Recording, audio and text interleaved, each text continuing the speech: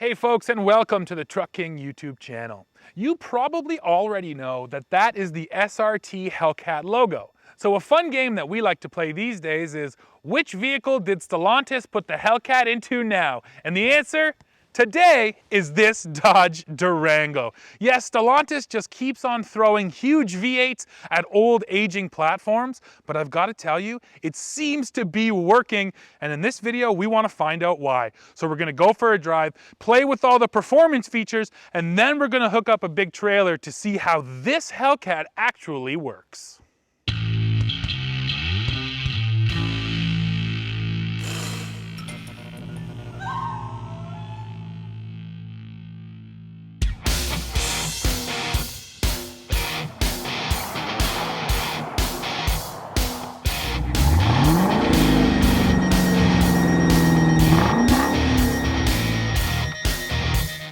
Let's start with the walk around. Under the hood is a 6.2 liter supercharged V8. This monster makes 710 horsepower, 645 pound-feet of torque, sent through a standard all-wheel drive system here on the Durango and an 8-speed automatic.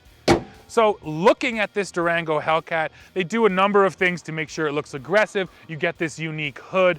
Our Hellcat today has these stripes on it, which is pretty cool. You're getting a whole body kit too, so you get the ground effects and stuff. I think it comes together to make the Durango look even more aggressive than it already does from factory. Now there's another number I want to tell you about. 8,700 pounds. That's how much this Durango can tow, which is an impressive number for a performance vehicle. And now let's take a look at the payload, because that's going to be interesting to see. Here on the sticker, it's actually 1,200 pounds of payload, which is a pretty decent number, again, for a vehicle that claims to be all about performance. Now, we're going to put that to the test with a trailer in just a little bit, so stay tuned for that. So it can tow big, but the performance numbers here are pretty nuts as well. And you can just see the kind of performance this vehicle is going for from the wheel and tire package. This is a set of Pirelli P0s. That is a 15 3/4 inch front brake rotor and a 6-piston Brembo caliper. The rotors in the rear are just about 14 inches, so those are massive stoppers. That's a lot of weight to bring to a stop, especially when it can get going from 0 to 60 in just about 3.5 seconds. And now it's time for Dad and I to go for a drive and feel those numbers in action. All right, Dad, we're gonna feel the power here. So you've hit that launch button. You've got this in here? Yeah, and you had to meet a number of criteria, right? Your wheels has to be straight, you're in first gear. I'm ready when you are. Holy shit. I think that's quite enough.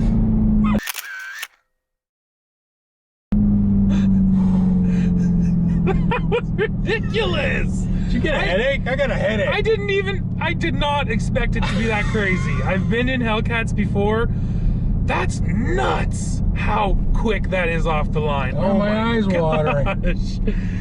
You know what? I guess my frame of reference is the TRX. That's the last Hellcat vehicle we're in, and the TRX weighs a lot more than this. You're right. It's quick. This is just stupid quick. So we're gonna do another episode of Does Steve Fit into the third row? And this is particularly exciting because there's not a lot of vehicles with 700 horsepower and a third row. That's what makes this Durango so unique. But first, let me climb in to the second row here. Now this is just over 38 inches of legroom, and I actually fit pretty well. I'm stand at 6'2". I have enough headroom here. I have just enough knee room. My knees are a little bit tall, but for the most part, I say I fit well in this seat. But now let's check out the third row.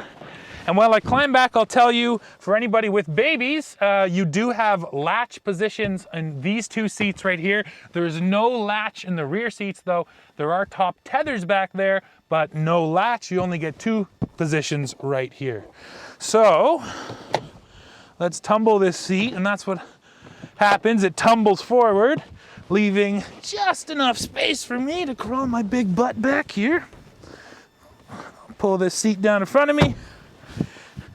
And I'm kind of on the ceiling here. I do not have enough headroom. If I was riding, I would be bumping. And with that seat up, I think I have just enough knee room, but barely enough room for someone beside me. I think it is safe to say that this seat back here is reserved for smaller people and children. But once again, handy to have a third row in a pinch. And when it's time to get out, you pull that race red strap and you climb yourself out. That was not graceful. Well, Dad, we felt the launch now, which, yeah, it's ridiculous.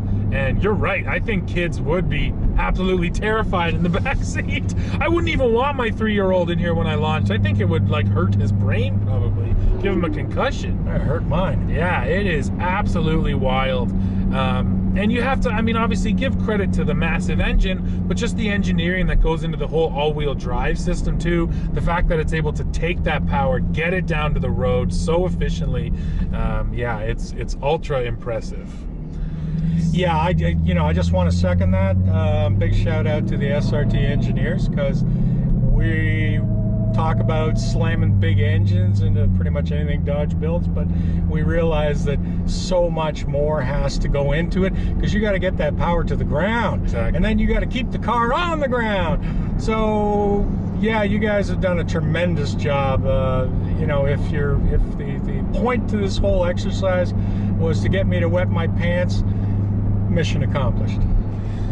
And that does seem to be what Stellantis is doing these days. They're not spending their money on new platforms. If you look at the Dodge Charger, Challenger, Durango, even Grand Cherokee, they're really not going out of their way to redesign those vehicles from the ground up. They're spending their money on these insane performance packages. And you know what? They seem to be working. The J.D. Power Appeal Study for 2021, they say that Dodge owners love their vehicles the most out of any other non-luxury brand. So that just tells you that, you know, the emotional link being formed between a vehicle like this and its owner is real, it's strong, and therefore Dodge is spending its money in the right place. Why redesign the whole thing when all you need is something to just make it emotionally appealing? And that, I guess, you know, massive V8s and crazy power to the ground still appeals to a lot of people, you know? We can talk about eco-conscious all we want, but, you know, big V8, that's a formula for smiles, no doubt. That same report also says that when it looks at foreign sports cars, Porsche's #1 in terms of their owner satisfaction and just how much their owners love their Porsches. So isn't that interesting that these two things are polar opposite, Dodge and Porsche? So, and honestly, at the price point for these Hellcat equipped vehicles, you could get into very expensive foreign sports cars. So people are making a conscious choice. They're rejecting the European sports cars and saying, no, I want a Dodge. So from that point of view, they sell every one they build, and certainly these are going to become collector's items. This Durango that we're sitting in here right now, the Hellcat will only be in this for one production year. Yeah. So, you know, in 10 years time, you can bet people are going to be looking for these ones. So, you know what? It's not a bad strategy, all in all. And frankly, what else does Dodge do these days except performance? You know, across a certain number of platforms, and aging platforms for that matter. Yeah. So, all in all, I can't disagree with what they're doing. And let's face it, the fun factor here is just, it's out there. It's out there. The real question becomes, what happens when the V8s go away? Because the Hellcat's not going to last that much longer. The fuel economy is just absolutely brutal. It's horrendous. This Durango is rated at 14 liters per 100 combined. We don't know where that rating comes from. We cannot get anything close to that. I can't get it under 20. Yeah, we're running 21 liters per 100, and Dad is gentle with the throttle. If I was driving, it would be worse. So yeah, no, you know what? With those numbers, these engines can't exist for much longer. They're going to be regulated out of existence. So Dodge is nailing it today, but once, you know, they literally are forced to stop doing what they're doing, I do wonder what's going to happen then. Well, there's always the last guy out the door before the band goes home. And that's what these guys are doing right now. But in the meantime, if they're smart, they're already planning their next move. We just haven't heard about it. Sure. But in the meantime, they are milking this particular segment and doing a really good job at it. Yeah. So there's one other thing I want to do today, Dad. The launch was absolutely necessary, but there's another kind of crazy thing. This Durango will tow 8,700 pounds. That's a big trailer. And we just so happen to have a big trailer, so let's go hook up our 4-place snowmobile trailer and see what happens. Sure, we'll do that. And I gotta just tell all you guys, Steve and I have been arguing about this. I say somebody that buys this thing will probably never tow, but he's insistent that we have to test it. So I'm an indulgent father, so we're gonna go tow now. All right, folks, we're gonna hook up our trailer now, and you can see this Durango, it only has the one view. There's no zoom in view or anything. There is a hitch line, but I'm a little surprised there aren't more cameras here.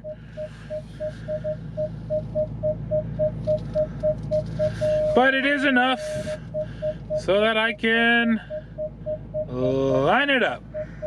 Boom. Now, folks, we are working this Durango. We've got our big 4-place snowmobile trailer on with 3 sleds in it and some other stuff. That's 5,000 pounds right around there for sure. And then more so than that, it's just a big enclosed trailer. So this is the kind of thing where, you know, the wind will really push it around. You really feel the aerodynamics. And I mean, I gotta tell you that so far it's towing nice and easy. We don't have an EQ hitch on today either. You could probably use one, but from what I'm feeling over here, Dad, you wouldn't really need it. This rig is really doing a great job, and I think what I'm attributing that to is the adaptive suspension, the fact that it kind of stiffens up really nice in the rear end, and yeah, it just feels like a tight towing rig. It's a fairly heavy truck. It's a long wheelbase. It's any Durango, frankly, that I've driven over the last number of years has always been decent when it comes to being a tow vehicle. So really the only difference here is this big frickin' engine up front. You just have to moderate your power, and I just asked Steve if he wanted to try launch control with the trailer on, and believe it or not, he actually said no. I feel like the hitch would probably rip right out or something. Something bad would happen. Yeah, no doubt about that. So we're going to leave that for some of the other channels that seem to specialize in man-made disasters. And you know what, Dad, you brought up a point I'll expand on. We tested here on the channel, you can watch it, the Dodge Durango Tow and Go, they call it. And that package really is the ideal towing package. It's the 5.7 Hemi. You don't need all of this power, combined with the big brakes out of the SRT, a couple of the other things like an integrated trailer brake controller, and that package was great for towing. So you're right, you know, I wouldn't recommend the Hellcat if you were to tow. I think what you can say here is if you want ridiculous performance and an SUV that's legitimately quick, but can also tow a huge trailer, this is probably your only option on the market, I'd say. Yeah, I suppose. I mean, you know, that's like marrying a beauty queen and then also asking her to do your plumbing at home. I don't know. This thing apparently does everything, but it's ridiculous to even assume that anybody who buys this, and it's over 100 grand, people. Yeah, it starts at 116 here in Canada. You know, you're not walking into a Dodge dealership and saying, look, my first concern is towing. And let me look at a Hellcat Durango. But I can do this! Nothing should be able to do that with the 5,000-pound trailer on. I just jumped up to 80 kilometers an hour. Oh my gosh. All right, he's having way too much fun. Yeah, you're about right. Oh, half tank already gone. Back to the gas station. Seriously, guys, this thing sucks fuel. Just watch. Whew. That's already $80! Oh my gosh! This review's not gonna be worth it, Dad. We're gonna be out of money soon. Well, folks, we are coming to the end of this review, and I do think Dad said it. I don't think anyone is looking for a Durango Hellcat as their primary towing vehicle. But if you have a big trailer to tow, if you have 7 people to haul around, and you want 700 horsepower, this is the only vehicle on the market that is going to check all of those boxes. That makes it unique, and it definitely makes it a future collectible. Well, like I said, that's it for this one. Now, please go below. Let me know what you think of the Durango Hellcat. While you're down there, don't forget to hit like, hit subscribe, hit join to become a member of the channel, and then come right back here to Truck King to see what we're testing next. See ya.